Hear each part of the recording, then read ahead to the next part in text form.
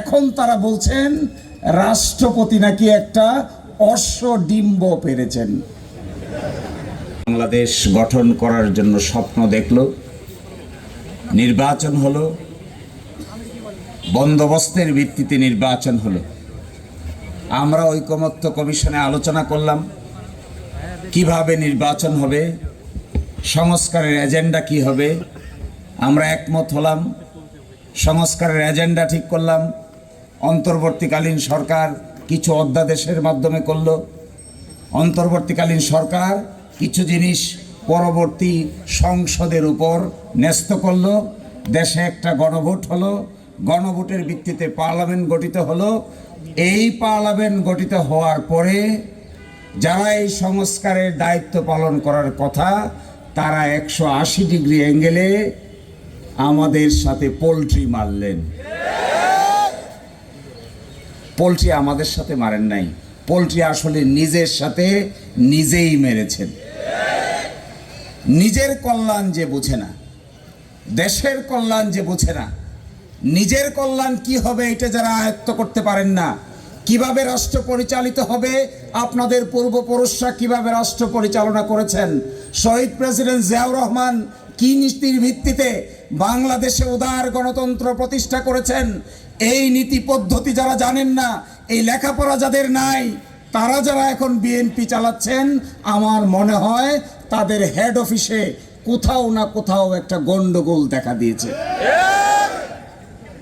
এই গন্ডগোল হাত পার মধ্যে না। আজকে সকালে বলে আসছি এক জায়গায়, যখন ডান হাত ডান পা কাজ করে না, তখন বুঝতে হয় মাথার বাম পাশে গোলমাল লাগছে। আর যখন বাম হাত বাম পা কাজ করে না, তখন বুঝতে হয় যে মাথার ডান পাশে গোলমাল লাগছে। এটার নাম স্ট্রোক। 72 ঘন্টা ময়শ্চার সমৃদ্ধ লিলি বডি ওয়াশ, শিয়া বাটারের গুডনেস স্কিন রিপেয়ার করে রাখে সফট ও গ্লোয়িং। স্ট্রোক কাকে বলে? স্ট্রোক হলো মাথার ব্রেইনের ডান পাশে যখন রক্তক্ষরণ হয়, তখন একজন মানুষের বাম পাশ অবশ হয়ে যায়। আর মাথার বাম পাশে যখন রক্তক্ষরণ হয়, তখন ডান পাশ অবশ হয়ে যায়। আমার কাছে মনে হয়েছে বিএনপি এমন একদল লোকের কাছে পড়েছে যারা আসলে স্ট্রোকের রোগীদের মতো আচরণ করছে। এ কি আশ্চর্য! নিজের ভালো বুঝে না, কিভাবে কনস্টিটিউশনের ভিতর থেকে বাইরে থেকে সমাধান আবিষ্কার করা যায়। জ্ঞানী গুণেরা বসে, সকলে বসে আমরা আবিষ্কার করলাম, একমত হলাম, রাষ্ট্রপতি আদেশ জারি করলো। এখন তারা বলছেন রাষ্ট্রপতি নাকি একটা অশ্বডিম্ব পেরেছেন। তো রাষ্ট্রপতিকে আমাদের এক নেতা জিজ্ঞাসা করেছে যে আপনি কি অশ্বডিম্ব পেরেছেন? রাষ্ট্রপতি বলছেন আমি অশ্বডিম্ব পারি নাই, আমাকে অশ্বডিম্ব পারানো হয়েছে। অদ্ভুত কথা। তো রাষ্ট্রপতি যে অশ্বডিম্ব পেরেছেন, এই অশ্বডিম্বর ভিত্তিতে গণভোট হয়েছে। গণভোটে মানুষ ভোট দিয়েছে। 5 কোটি লোক পক্ষে ভোট দিয়েছে, 70 ভাগ মানুষ পক্ষে ভোট দিয়েছে। এই 70 ভাগ মানুষ পক্ষে ভোট দেওয়ার পরে এই অশ্বডিম্ব আর ডিম্ব নাই।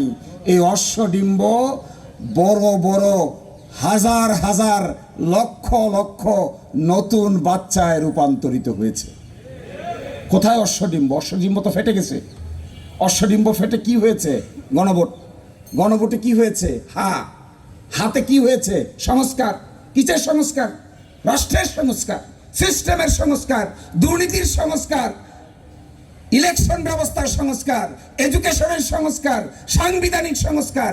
এই সংস্কারগুলোকে না মেনে এই অশ্বডিম্বের কথা যারা বলছেন, আমার কাছে মনে হয়েছে তারা শহীদ প্রেসিডেন্ট জিয়াউর রহমানের রাজনীতি থেকে 1000 কিলোমিটার দূরে চলে গেছেন। আমার মনে হয় না লেখাপড়া করে করে যে হালতে কথা বলে, লেখা এবং পড়ার মাঝখানে কোনো বইপত্র আছে কিনা এটাও মনে হয় না।